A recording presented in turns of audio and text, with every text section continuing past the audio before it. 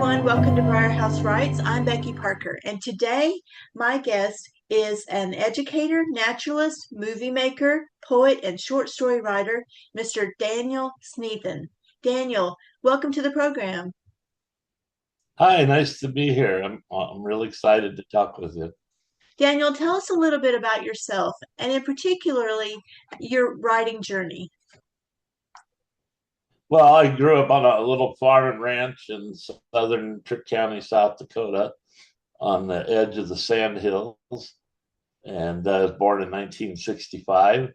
And I grew up very interested in like Edgar Rice Burroughs, who wrote the Tarzan novels, but I was also very interested in Edgar Allan Poe and that sort of literature. And I didn't do that much writing in high school. I did or in my elementary grades. I did some, um, uh, but I was always interested in literature. And then when I was in college, I was going to be a paleontologist, and then I decided to go into biology, a straight biologist, then education. And somewhere along the line, I started taking up all the literature classes too. And so, even though my major is, I have a master's degree actually in zoology. I have a lot of background in literature, and so I just started writing poetry. And in the last few years, I've written several short stories, and been fortunate to get several things published here and there. On some of it's just online publications, and others are in print publications. And I also coach oral interpretation of literature at the Little High School, which I've been there. This is going to be my 30th year, and I also direct drama. And then as you mentioned, I did direct a movie called Mallard's Road, and then a couple of summers ago, I worked with some as the casting director and acting coach for some teenagers in a movie that's in post production now, all set on the Pine Ridge Indian Reservation. So I've been teaching at Little Wound High School in the middle of Indian country, we call it, on the Pine Ridge Reservation in South Dakota. For this will be my 30th year, and it's treated me well. I like it. What is it like working with teenagers? And especially, encouraging them in the literary arts, drama. I like working with teenagers. They're creative, and I encourage them to search for their voice.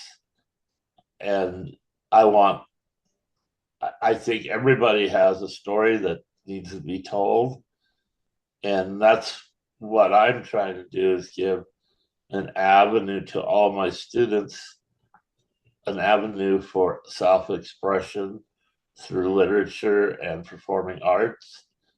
And I don't have to agree or disagree with what they're trying to say. I just think everybody has the right to be heard, and that's what I try to do. I try to give my students that, and I encourage them, and I try to introduce them to what I think is good literature, um, which is not necessarily what other people think is good literature.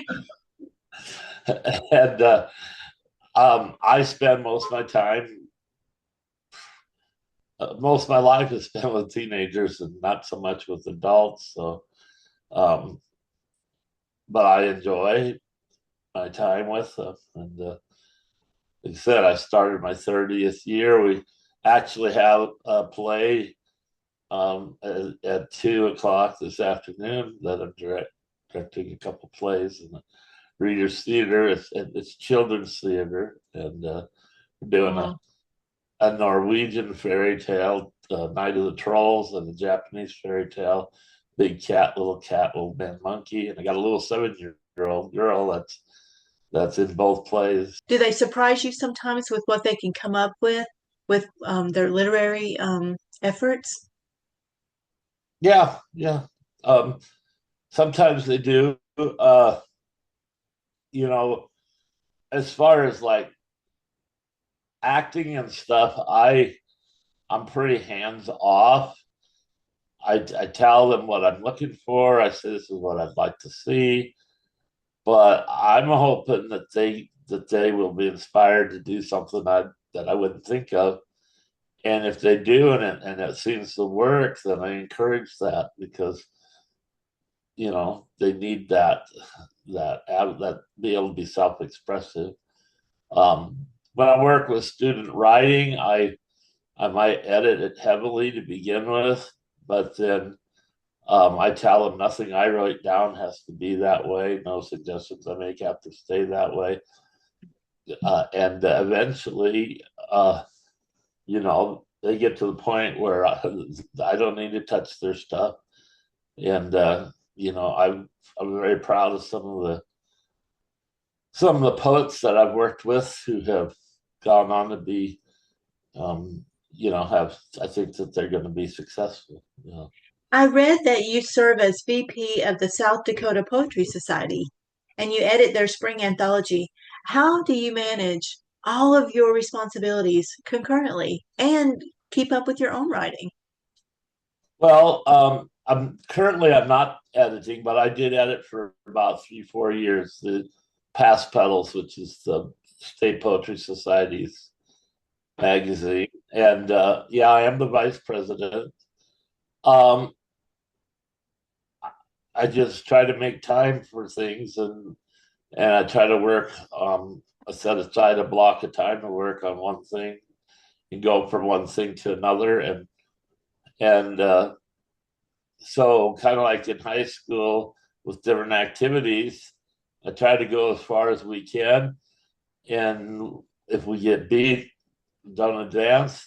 I try not to get too dejected. I just pick up the next project and start moving forward with that one, and encourage the kids to recognize there's only ever going to be one ultimate finalist, and it could be you, but you know most of the time it won't be, but that doesn't mean you shouldn't try to be.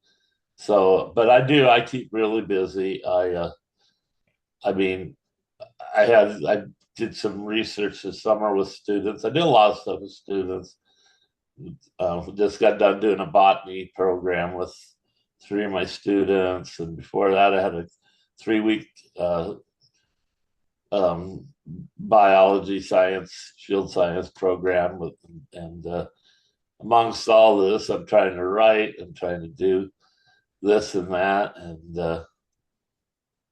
What my advice would you give to um, novice writers who are just starting out and trying to get their schedules organized and they struggle with organization? What advice would you give them?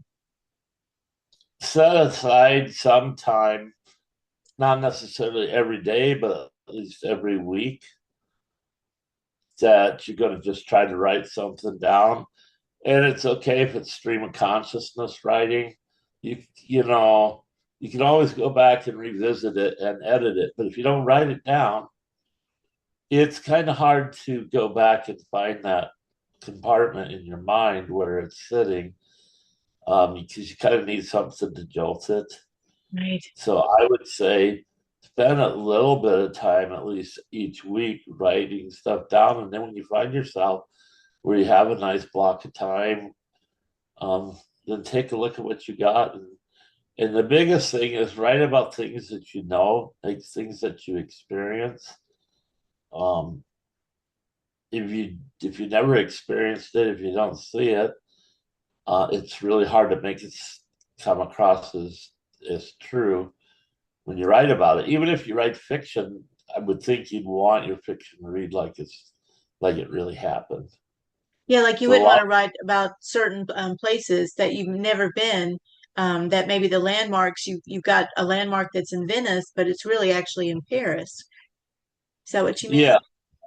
Well, yeah, but to a certain extent, Well, I guess what I'm trying to say is write about where you're at. A lot of what I write really did happen. I don't write it as truth. I write it as fiction. Mhm. Then if I don't remember it exactly, it doesn't matter. If I want to introduce some elements to it, I can do that. But and then this isn't 100% of the time, but a large percent of the time, many of the things that I put in a story or a poem is factual, but it's not always. So people that read my poetry shouldn't say, "Oh, well, this happened," or "This is about," because it could be entirely fabricated.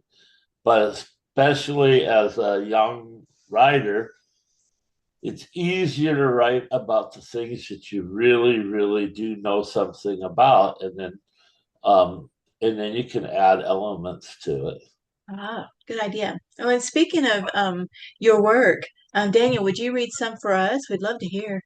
This poem is in the current issue of Yellow Mama. And it might be a slightly different iteration. I'm not sure because I'm reading it right off my phone where I typed it, Gotcha. and I'm edited a little bit before I sent it to Cindy. I'm not sure, but it's called Theodora.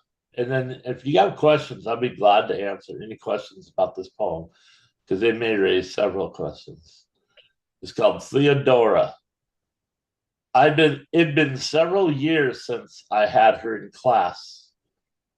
9 babies later, 6 by C-section, she was pursuing her master's degree in science from Oglala Lakota College. I taught her 2 sisters and her brother. Her Unchi, grandmother, was my administrator, whom I was elated to see 2 weeks ago at Little Moon High School's graduation ceremony. Last time I'd seen Unchi Peggy at Deope Chikala, Owayawa, was when Gaka Russell's ashes were transported by young AIM warriors in a satchel upon horseback. Leonard prayed over them. Later, they were spread in the 7 directions from Grandmother Earth to Russell's cosmic ancestors beyond the Milky Way. Wamblee, an eagle, soared overhead as the wailing prayers of the Wakanwians rose up over Pahasapa through the turnip hole into the darkling sky. I remember when my student's mother described to me how, as a little girl, she crawled in terror along the floor of her trailer while bullets ripping through aluminum walls whizzed above her head. The 70s were her Armageddon.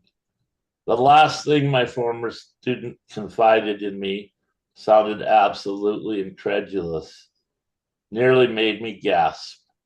Her grandfather was among the last of the Mohicans. This I already knew, but her husband was Ira Hayes. Of course it was.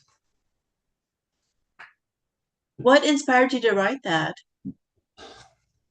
Well, this summer, I told you I was working with a bridging program with high school students at the local community college. And Mhm. this young lady is actually was there as well, working on her master's. And she was one of the college mentors with the students. And she was my student many years ago. And her grandfather was Russell Means. And it just so happens that when I asked her what her husband's name was, well, it's not the one from history, but his name is Ira Hayes. And if you know who Ira Hayes is, he was the Native American that held up the flag at Iwo Jima.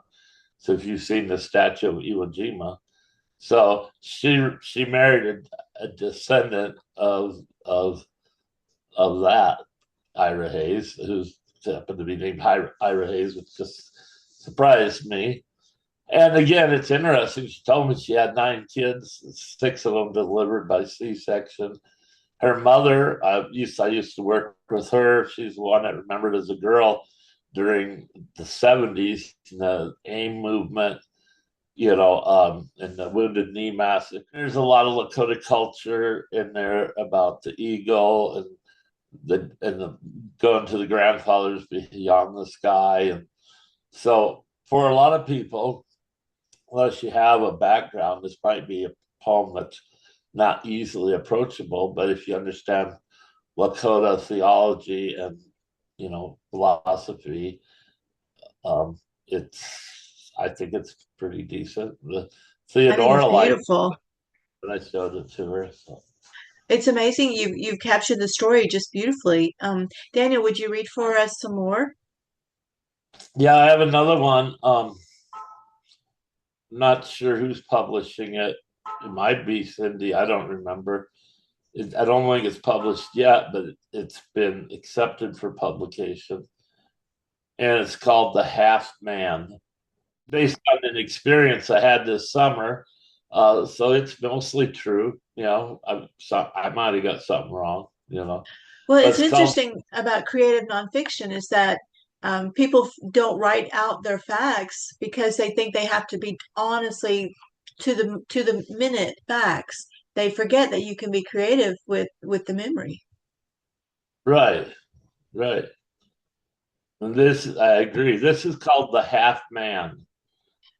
I turned down the alley between the local dispo and Ace Hardware store just off the main drag of Ridge. Stopped to watch an artist, a half man, painting a mural freehand on the backside of the weed dispensary. He asked if I liked it. Naturally, I did and said so. He mentioned a few other murals he created about the Pine Ridge Reservation and said he painted on canvas too. Even gave me his business card. A couple of ladies with him said they were homeless. Not certain if he was, but I think they were all related. Each of the ladies asked me for $1 or spare change. I said I couldn't help them, but that I might call the artist later about possibly purchasing a painting. I drove off to complete an errand. On the way back, stopped at Taco John's for takeout, bought an extra 6-pack and a pound, along with 3 large Dr. Peppers. Delivered them to the half man and his female companions. They were very grateful, thanked me, said Wopila Tonka, and God bless. As I drove away, it finally dawned on me that the artist had no legs, and his hands were covered in the same brilliant paints as his murals.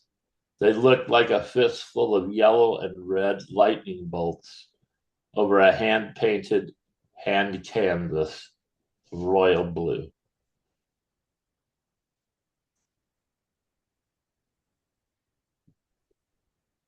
Daniel, if you could change one thing about the world, and in particularly for your students at the Pine Ridge Reservation, what would it be?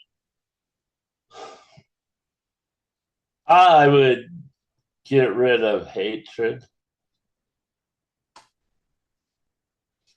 I tell people my personal philosophy isn't to agree with you or to disagree with you or to find what you're doing is right or wrong. It's Mhm. simply gain understanding.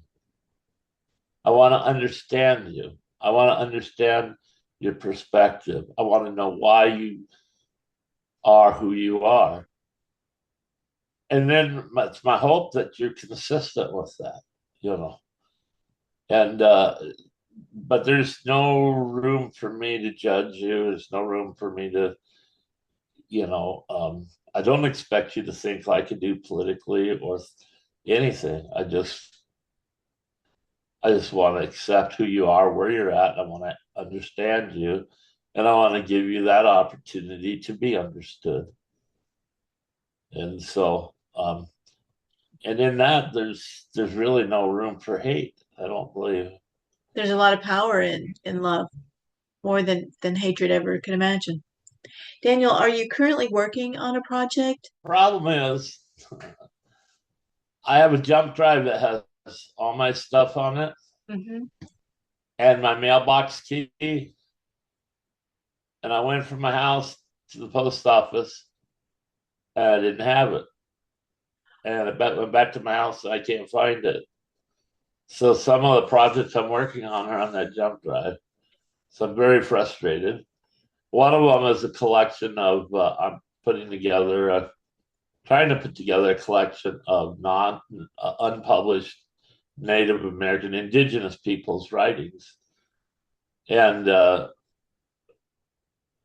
don't know how far I was into the project, but I have it all on that jump drive.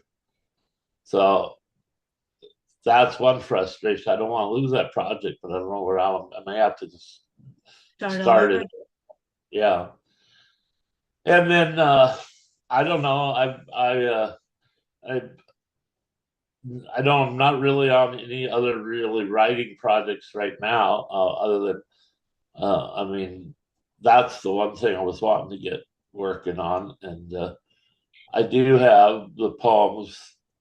There's one of the poets who was a student of mine, and he ended up committing suicide, and I'm going to make that the core of the his mom's excited about it. At the core of this collection of indigenous poets poetry that I'm trying to put together. That sounds like it would be a beautiful legacy to him. Yeah, yeah, and I've had a lot of students that. I mean, he started off as like spoken word, but his stuff's written down too. And he had self-published a little booklet, but I want to just republish everything that was in that little booklet in this. Well, on Facebook, I noticed that you also sing. So, if people want to hear your music, they can follow you on Facebook. Yeah, I sang. Yeah, I actually put up a song just about 24 hours ago or something. But yeah, I just do a little karaoke. I like it. Here's a short story, okay? It's like 100 words, like a 100 word short story, Like flash fiction. like a drabble. Oh, gotcha. It's called Red Wolf, and it's spelled REDDWOLFE. And it's not published, but it's okay. Red was a shapeshifter hailing from Carolina. Veronica, his dame, had lavishly long henna red hair and never aged. She too metamorphosed beneath Luna's luminosity. Transformed, the two would join their pack of candidate cousins in chase of the white-tailed deer, feasting on entrails, leaving the rest for kith or kin. With man, they held no quarrel. They were protected by the Endangered Species Act. But when one law-breaking bastard decided to shoot the matriarch of the pack, Red tore out his jugular and then his testicles. Later, Dame Veronica was found dead, shot through the head with a silver-tipped bullet. Daniel, thank you so much for spending time with us today at Briar House Writes. I appreciate so much you taking the effort, especially in your busy schedule. Okay, well, thanks for having me. Well, it was wonderful, and thank you so much.